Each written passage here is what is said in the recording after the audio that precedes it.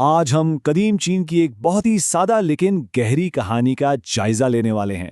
یہ کہانی ہے 3 راہبوں کی اور ان کے عجیب و غریب فلسفے کی۔ ایک ایسا فلسفہ جو آپ کہہ سکتے ہیں مکمل طور پر کہکہوں پر مبنی تھا۔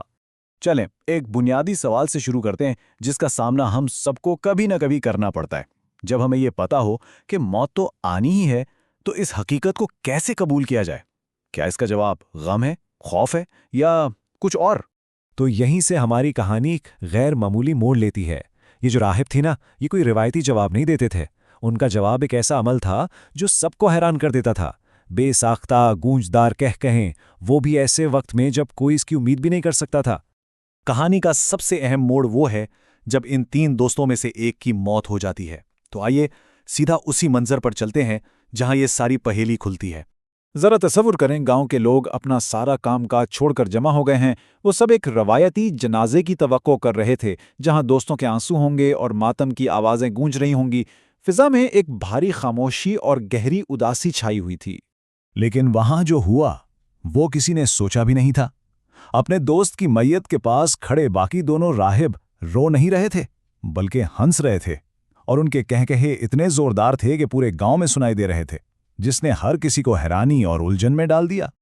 اب یہ سمجھنے کے لیے کہ موت جیسے موقع پر ان کا رد عمل اتنا عجیب کیوں تھا، ہمیں یہ جاننا ہوگا کہ آخر یہ پراسرار لوگ تھے کون اور ان کی تعلیمات کیا تھیں۔ چین میں انہیں کوئی نام سے نہیں جانتا تھا، بس 3 ہنسنے والے راہب کہہ کر پکارتے تھے۔ وہ ہمیشہ ایک ساتھ سفر کرتے اور ان کی شہرت دور دور تک پھیلی ہوئی تھی۔ لوگ ان سے محبت کرتے تھے کیونکہ وہ جہاں جاتے تھے خوشیاں اور مسکراہٹیں بانٹتے تھے، اور یہ سب کچھ وہ ایک لفظ کہے بغیر کرتے تھے۔ ان کا طریقہ کار حیران کن حد تک سادہ تھا۔ وہ کسی بھی گاؤں یا قصبے کے بیچ میں کھڑے ہو کر بس ہنسنا شروع کر دیتے تھے، اور پھر آہستہ آہستہ ان کی ہنسی ایک لہر کی طرح پھیلتی اور جلد ہی پورا گاؤں ان کے ساتھ مل کر کہکے لگا رہا ہوتا۔ جب خوشی کی یہ لہر سب تک پہنچ جاتی تو وہ خاموشی سے اگلے گاؤں کی طرف نکل پڑتے۔ لیکن یہ عمل صرف تفریح نہیں تھا، اس کہکہے کے پیچھے ایک بہت گہرا روحانی فلسفہ چھپا ہوا تھا۔ ان راہبوں کے لیے ہنسی ہی عبادت تھی۔ یہی بات ان کے فلسفے کا نچوڑ ہے۔ یہ زندگی کو پوری طرح قبول کرنے کا ایک طریقہ تھا، بغیر کسی شرط یا شکایت کے۔ انہوں نے کبھی کوئی تقریر نہیں کی، کوئی کتاب نہیں لکھی۔ ان کا سارا پیغام ان کے قہقہوں میں ہی چھپا تھا۔ اگر ہم ان کا موازنہ دوسرے روحانی اساتذہ سے کریں تو فرق بالکل صاف نظر آتا ہے۔ جہاں دوسرے اساتذہ سنجیدگی، نظم و ضبط اور مذہبی کتابوں پر زور دیتے تھے، وہیں ان راہبوں نے سکھایا کہ حقیقی روحانیت براہ راست تجربے سے آتی ہے، خوشی اور کہکوں کے تجربے سے۔ اچھا، تو اب جب کہ ہم ان کے فلسفے کو تھوڑا بہت سمجھ چکے ہیں، آئیے واپس جنازے کے اس منظر پر چلتے ہیں تاکہ اس راز سے پردہ اٹھایا جا سکے کہ وہ اپنے دوست کی موت پر آخر ہنس کیوں رہے تھے۔ ہجوم کی بڑھتی ہوئی الجھن دیکھ کر ایک گاؤں والے نے ہمت کر کے پوچھ ہی لیا کہ بھائی تم لوگ غمگین کیوں نہیں ہو؟ کئی سالوں میں پہلی بار ایک راہب نے اپنی خاموشی توڑی اور جواب دیا، صرف 2 لفظ، وہ جیت گیا۔ پھر اس نے وضاحت کی کہ پچھلے ہی دن ان کے دوست نے ایک شرط لگائی تھی کہ ان تینوں میں سے پہلے کون مرے گا۔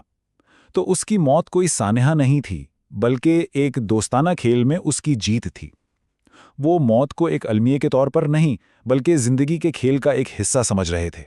کہانی میں ایک اور دلچسپ موڑ اس کی آخری وصیت سے آیا۔ اس نے درخواست کی تھی کہ اس کے جسم کو نہلایا نہ جائے اور نہ ہی اس کے کپڑے بدلے جائیں۔ وہ کہا کرتا تھا، میں نے دنیا کی غلاظت کو اپنے کہقہوں کے ذریعے کبھی خود تک پہنچنے ہی نہیں دیا۔ جیسے ہی چتا کو آگ لگائی گئی، ایک زوردار دھماکہ ہوا۔ اس کے کپڑوں کے نیچے چھپائے ہوئے پٹاخے پھٹنے لگے اور آسمان رنگ برنگی روشنیوں سے جگمگا اٹھا۔ ایک سنجیدہ اور غمگین جنازہ اچانک ایک شاندار جشن میں بدل گیا۔ اس آخری مذاق پر گاؤں والے بھی اپنے آنسو بھول گئے اور باقی 2 راہبوں کے ساتھ کہکہوں میں شریک ہو گئے۔ تو یہ کہانی صرف ایک مذاق کے بارے میں نہیں ہے، یہ ایک بہت گہرے فلسفے کی طرف اشارہ کرتی ہے جسے کائناتی لطیفہ یا کازمک جوک کہا جا سکتا ہے۔ کائناتی لطیفے کا مطلب یہ ہے کہ زندگی کو بہت زیادہ سنجیدگی سے نہیں لینا چاہیے۔ یہ ایک بہت بڑا کھیل ہے، ایک موقع ہے خوش ہونے کا، یہاں تک کہ مشکلات اور موت کے سامنے بھی۔ ان راہبوں نے اپنی پوری زندگی اسی فلسفے کے مطابق گزاری۔ تو اس کہانی سے ہم کیا سیکھتے ہیں؟ یہ ہمیں سکھاتی ہے کہ خوشی خود ایک عبادت ہو سکتی ہے۔ یہ کہ کہے صرف ہنسی مذاق نہیں بلکہ مشکلات کا سامنا کرنے کا ایک گہرا طریقہ ہے، اور یہ کہ اگر ہم زندگی کو قبول کرنا سیکھ لیں تو ہم سب سے بڑے غم کو بھی جشن میں بدل سکتے ہیں۔ اور آخر میں یہ سوال سوچنے کے لیے ہے، کیا یہ ممکن ہے کہ زندگی کے سب سے بڑے راز سنجیدہ کتابوں اور مراقبے میں نہیں بلکہ ایک دوسرے کے ساتھ دل کھول کر ہنسنے میں پوشیدہ ہوں؟